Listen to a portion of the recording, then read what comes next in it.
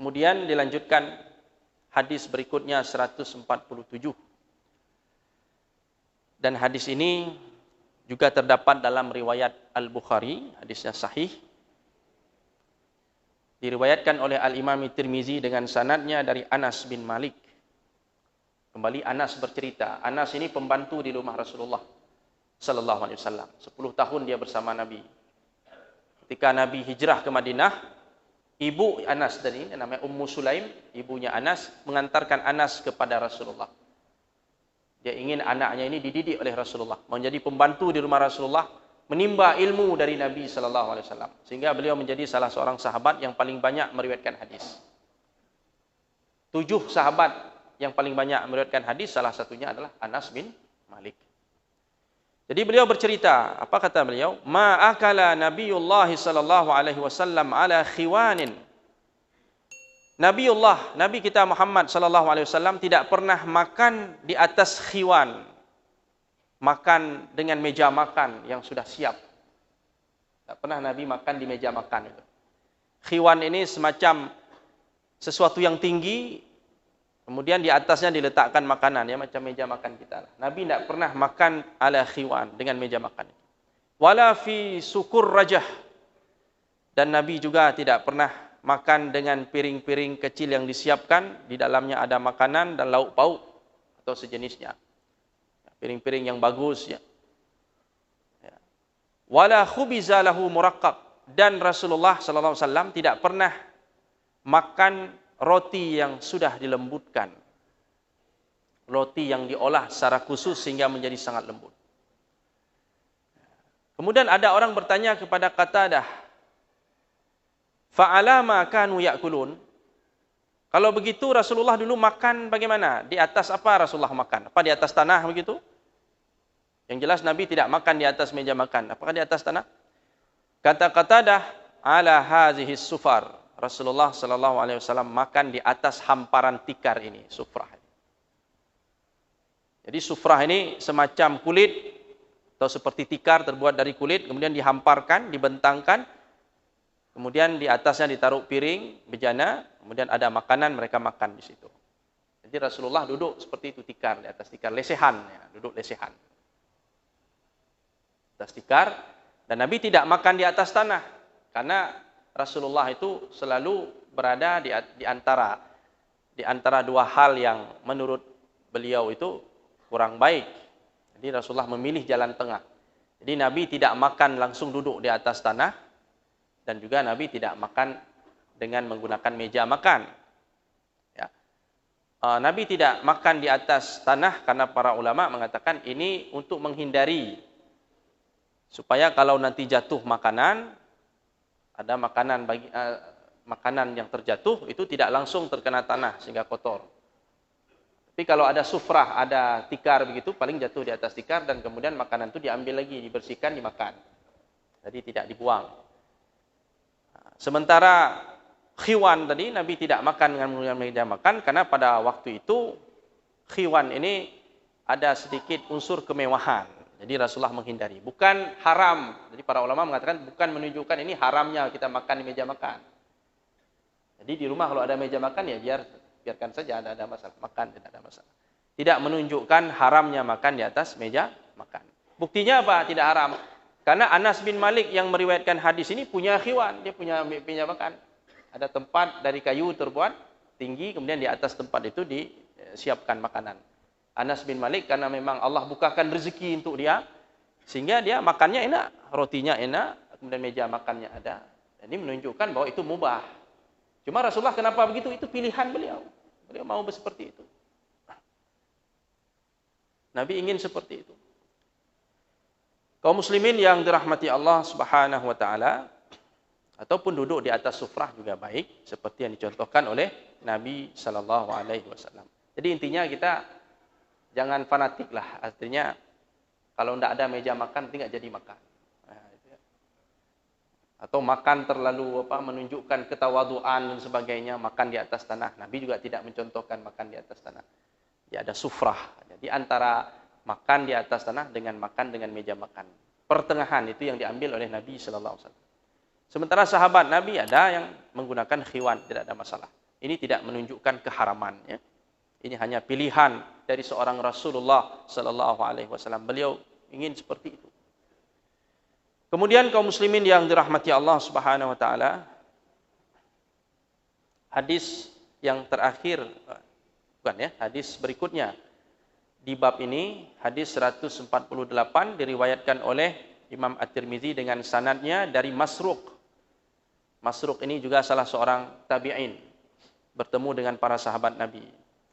Masruq berkata, dakhaltu ala Aisyah. Suatu hari aku datang ke rumah Aisyah, bertemu dengan Ummul Mukminin, Aisyah radhiyallahu anha. Fada'atni bi ta'am, kemudian Aisyah menyiapkan dan menyuguhkan makanan kepada tamunya ini, pada tabi'in yang datang.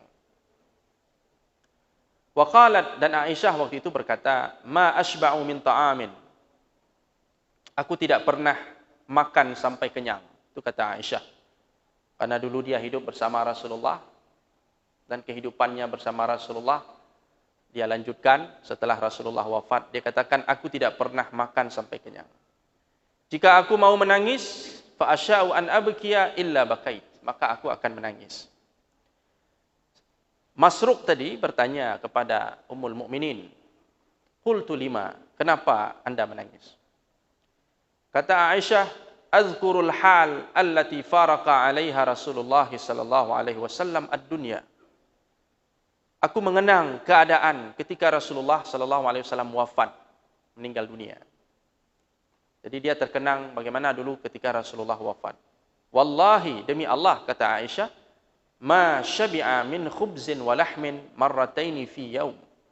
Demi Allah, keluarga Rasulullah sallallahu alaihi wasallam tidak pernah kenyang karena makan roti ataupun daging sebanyak 2 kali dalam satu hari. Tidak pernah Rasulullah itu makan roti dan makan daging sampai kenyang 2 kali dalam sehari. Nah, sekali-kali ada, sekali-kali Rasulullah kenyang ada. Tapi berturut-turut kenyang 2 kali dalam sehari itu tidak pernah terjadi dalam kehidupan Rasulullah sallallahu alaihi wasallam. Sehingga kita tanya, kapan Rasulullah kenyang? Kalau kita, kapan kita lapar? Karena kenyang selalu nih. Pagi kenyang, siang nanti kenyang, malam pun kenyang. Kecuali pada saat kita berpuasa. Sementara Rasulullah sallallahu alaihi wasallam tidak pernah kenyang 2 kali dalam sehari. Pertanyaannya, pernahkah Rasulullah kenyang? Pernah. Nanti kita akan bahas apa hukum kenyang.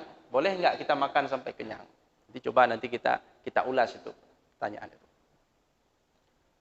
Kaum muslimin yang dirahmati Allah Subhanahu wa taala. Jadi kata para ulama, makan itu ada tingkatannya, ada maratibnya. Nah, Ibnul Hajj mengatakan makan itu ada beberapa tingkatan. Yang pertama, makanan itu wajib, hukumnya wajib, mengikuti hukum taklifi yang 5 itu.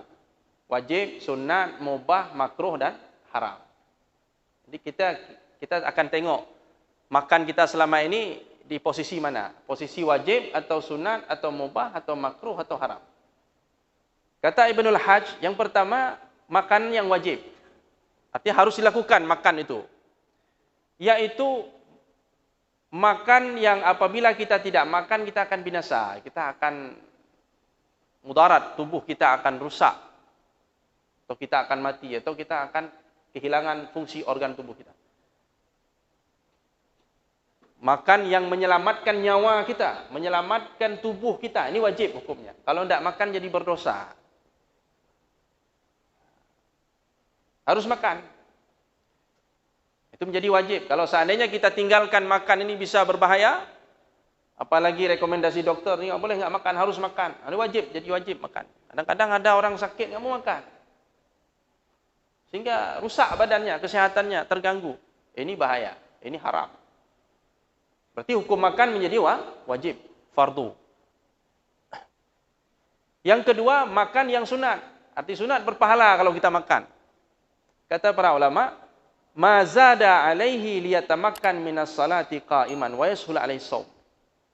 Makan yang apabila kita makan melebihi dari kadar yang pertama tadi, melebihi dari kadar yang wajib. Kalau sekedar supaya selamat nyawa itu mungkin sedikit kita makan. Enggak, ini makan lebih banyak sedikit dari itu. Seukuran apa? Seukuran kita sanggup beribadah. Kalau kita salat, kita sanggup berdiri. Salat sambil berdiri. Karena kalau kurang makan juga enggak sanggup salat berdiri. Badan gemetar ini, harus salat sambil duduk.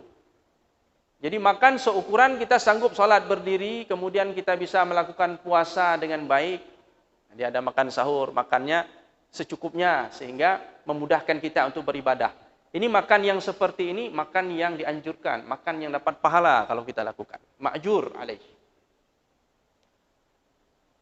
Peringkat yang ketiga adalah makan yang mubah, yang dalam kategori mubah. Ini makan melebihi dari kadar yang kedua tadi.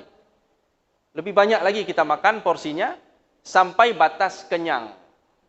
Sampai batas kenyang. Syaba'. Syaba' itu artinya kenyang. Ukuran kenyang itu semana? Ada ulama mengatakan ukuran kenyang itu nisful mud.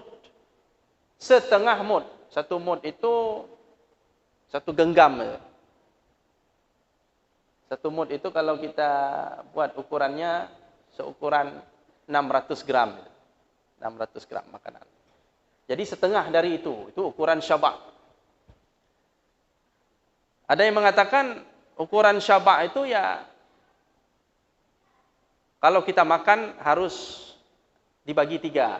Sepertiga untuk makanan, sepertiga untuk minum, dan sepertiga untuk nafas. Kalau sudah sampai pada ukuran itu, maka itu dianggap sudah syaba', sudah kenyang. Jadi boleh enggak makan sampai kenyang, terasa kenyang? Sehingga badan kita menjadi lebih kuat, boleh, tidak ada masalah. Apalagi kalau kekuatan itu bisa digunakan untuk beribadah. Ini ukuran yang mubah. Boleh sampai batas kenyang. Yang keempat, makanan yang makruh. Kalau makruh itu berarti di atas kenyang. Kata para ulama, di atas kenyang. Sudah melebihi kenyang, atau bahasa lainnya terlalu kenyang, tapi belum sampai merusak badan. Itu masih dalam kategori makruh. Dan yang terakhir haram. Makanan yang haram itu makanan yang sudah melebihi batas kenyang, terlampau kenyang dan bisa merusak badan, merusak kesehatan. Itu sudah masuk dalam kategori haram. Jadi kalau masih batas kenyang itu masih boleh, masih mubah. Kata Imam Nawawi, kalau sudah melewati kenyang, meskipun tidak mudarat kepada kesehatan, itu hukumnya makruh. Dan banyak nampaknya kita selama ini, yang nomor 4 ini, hukum makan yang makruh ni. Apalagi bulan puasa, waktu buka puasa itu, masuk kategori yang makruh itu. Ada juga yang sampai haram mungkin. Karena kekenyangan sehingga merusak kesehatannya. Ini maratib, tingkatan-tingkatan dalam makan. Jadi kalau kita lihat hadis dari sahabat Nabi SAW, hadis dari Miqdam ibni Ma'di Karib, dia mengatakan, cukuplah seseorang itu makan sekedar tegak tulang punggungnya, beberapa suap. Nah, itu satu pilihan. Kalau tidak, jika tidak mau seperti itu, maka ditambah sedikit. Sepertiga untuk makanan, sepertiga untuk air, sepertiga untuk nafas. Sehingga kata beliau, tidak ada yang diisi oleh manusia yang lebih buruk melebihi dari perutnya, yang diisi penuh. Kalau kita kan suka ngisi bejana, ngisi. Yang paling buruk diisi oleh manusia lah, sampai penuh adalah perutnya, diisi dengan makanan yang seperti itu. Intinya kalau syaba' kenyang boleh, mubah. Dan Rasulullah pernah kenyang. Rasulullah pernah makan sampai kenyang, tapi tidak melebihi kenyang tadi. Itu dalilnya ada. Ya. Kisah Abu Talhah dengan Ummu Sulaim. Ketika makanan di rumahnya itu tidak cukup, tapi didoakan oleh Nabi sehingga menjadi cukup. Nabi katakan, izinkan 10 orang masuk untuk makan. Akhirnya masuk 10 orang makan dari makanan itu, karena sudah didoakan oleh Nabi, makanannya jadi banyak. Disebutkan dalam hadis sahih itu apa? Sehingga mereka masuk, fa'adzina lahum fa'akalu hatta syabi'u. Sahabat Nabi 10 orang masuk, mereka makan sampai kenyang, kemudian keluar. Kemudian datang lagi 10 orang, diizinkan masuk. 10. Makan sampai kenyang. Menunjukkan kenyang itu boleh. Kemudian Aisyah pernah mengatakan, ketika Rasulullah wafat, Rasulullah dalam kondisi kenyang. Kami dan Rasulullah dalam kondisi kenyang karena makan kurma dan air. Yang dinafikan tadi, kenyang karena roti dan daging. Tapi kenyang makan air, minum air dan kurma, itu Rasulullah wafat dalam keadaan kenyang dengan makan kurma dan minum air putih. Kemudian Ibnul Haytham. Ibnul Haytham, salah seorang sahabat Nabi, pernah menyembelih seekor kambing. Dia suguhkan kepada Rasulullah. Kemudian kepada Abu Bakar dan Umar, mereka makan sampai kenyang. Jadi kenyang yang dilarang itulah kenyang yang menyebabkan seseorang itu jadi malas ibadah. Jadi kalau gara-gara kenyang itu jadi malas ibadah, gara-gara kenyang itu ketika menghadiri majelis ilmu sampai tertidur-tidur, ngantuk-ngantuk, dan sebagainya umpamanya, sehingga tidak fokus lagi, kalau menghafal, hafalannya susah. Ya. Disuruh berfikir, tumpul, tidak jalan pikirannya. Ini kenyang yang dimakruhkan, yang dilarang itu. Tapi kalau sekedar kenyang itu kita masih dalam kondisi fit dan kita masih sanggup beribadah, bahkan semakin semangat beribadah, maka kenyang yang seperti itu dibolehkan. Sahabat pernah kenyang, Rasulullah pun pernah kenyang. Mungkin itu saja kaum muslimin yang dirahmati Allah Subhanahu wa taala, pengajian kita untuk malam yang berbahagia ini. Yang jelas kebanyakan dari keadaan Rasulullah, kehidupan Rasulullah terkait dengan masalah makanan ini, Rasulullah sering merasa lapar dan makan tidak sampai kepada derajat kenyang. Sekali-kali kenyang itu ada, dan itu masih dalam batas-batas yang dibenarkan dalam agama kita. Demikian aqulu qauli hadza wa astaghfirullah li wa lakum. Subhanakallahumma wa bihamdika asyhadu an la ilaha illa anta nastaghfiruka wa natubu ilaik. Assalamualaikum warahmatullahi wabarakatuh.